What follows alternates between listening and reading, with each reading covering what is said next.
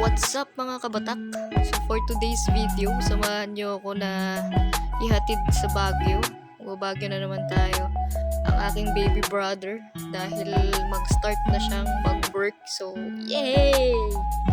Ang baby brother ay patitikman na ang lupit ng realidad. Charot, hindi. Pero we're very proud of you, baby bro. So, cheers to your new journey. Pero ang totoo yan, sasabay ko din yung pagdi-deliver ko talaga. So, ayan na. Karga. Sige, karga. 2-in-1 ba? For the content.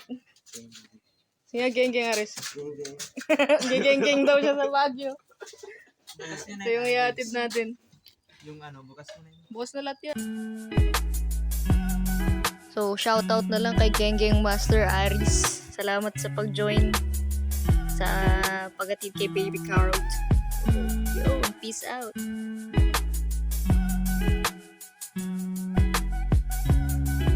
Stopover muna kami dito sa may bandang Ago kasi napakaganda dito.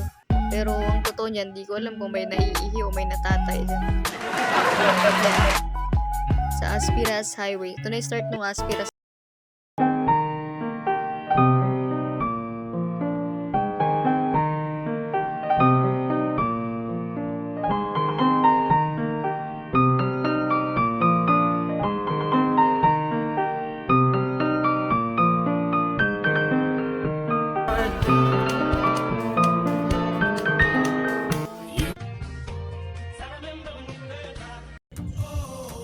Alam nyo, dami-dami talagang trend sa TikTok, no?